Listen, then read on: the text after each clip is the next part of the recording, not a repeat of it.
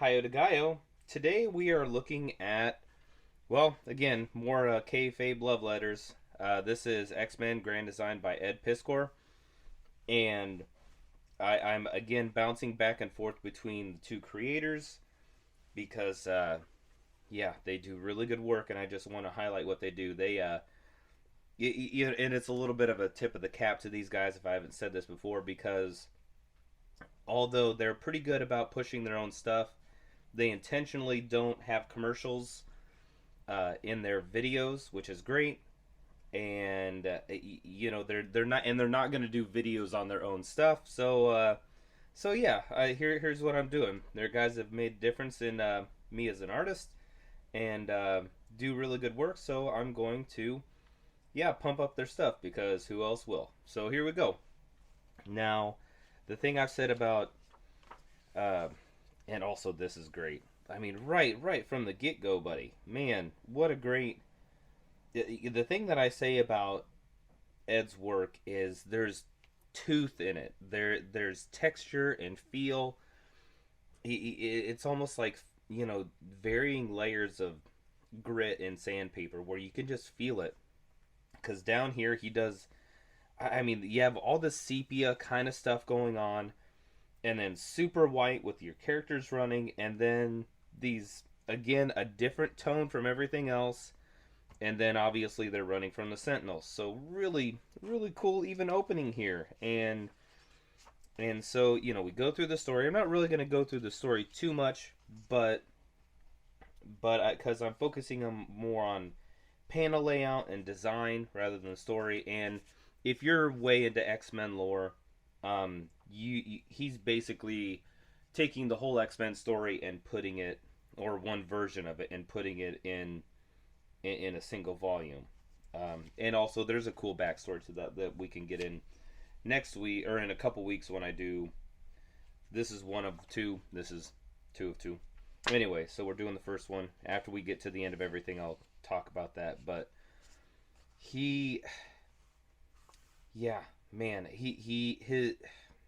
I'm stumping myself because I'm overwhelmed by looking. I've already went through this a couple times and still can't collect my thoughts because every page turn is a surprise.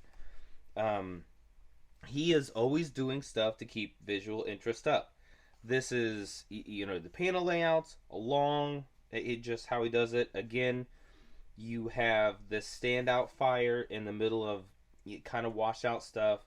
Decides to have an open panel here, the same color where yeah, just really good varying stuff. This is also something that he does with in this, which is kind of one some of his tropes where these his version of speed lines, which is really clever. Love the open panel at the bottom where obviously Scott is his mind is elsewhere. Really clever way to think about memory and how that works. Um, and again, yeah. So so every page has this amazing visual interest that is going to keep you going, and also he does this clever thing with all his panel stuff with his word balloon. Sometimes it's we'll get into more of it later, but this white in the middle of all the sepia kind of varying stuff, really clever stuff. And that is a great way to storytell and a great way to keep visual interest up because yeah, it just keeps your eye entertained and keeps action going on in the book. So really good stuff here. And then all right, here's a clever thing. They're going underground, and when they go underground, they go from everything white with black borders to black with no holding line in their borders. So really clever stuff. Just yeah. Again, clever layouts, clever way he moves everybody around the panels, and yes, more visual interest. Really clever stuff.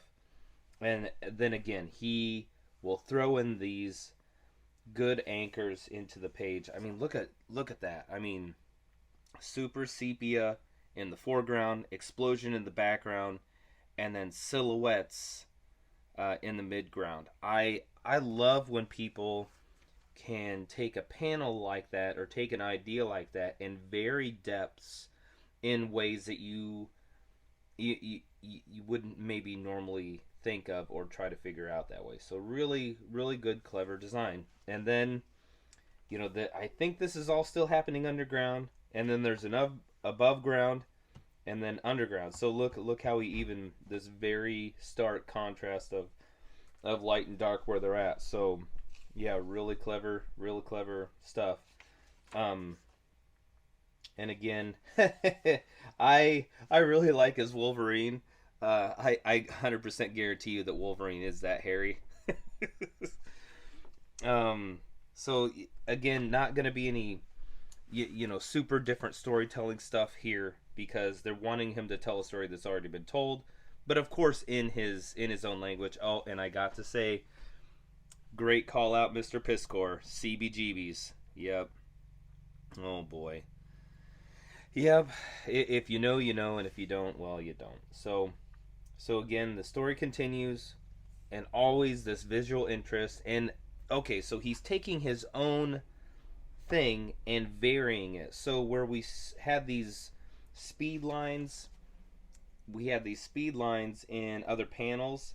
He is taking that, and it's always been a background thing, but in here, he's putting it behind and in front of the characters to give it more depth. So really, it's almost like that thing, the sports cliche.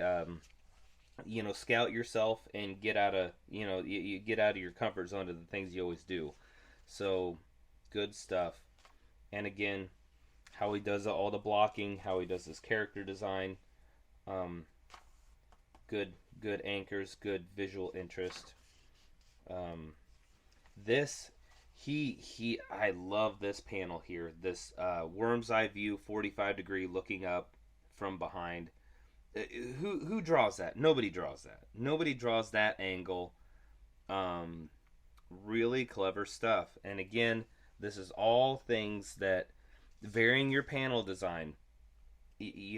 Not getting into the same stuck thing where you're doing all your panels the same all the time. Varying how you tell your story. And then here's another clever thing. So they're in this dream world kind of place, and then it's sepia on top of sepia, which is really again how he fades everybody out. And then it's a nice contrast because these heavy thick black borders here, really cool deal. And then using the white as a contrast. And also another clever thing. So this is the end of all the ether, and it's always in the background. But then, the guy I thought was my friend is not my friend, with the eyes as the same color. Oh, the eyes is the same color as the eternal nothing in the background. Really good stuff. And so we're varying between the person in the dream world and then the person in reality.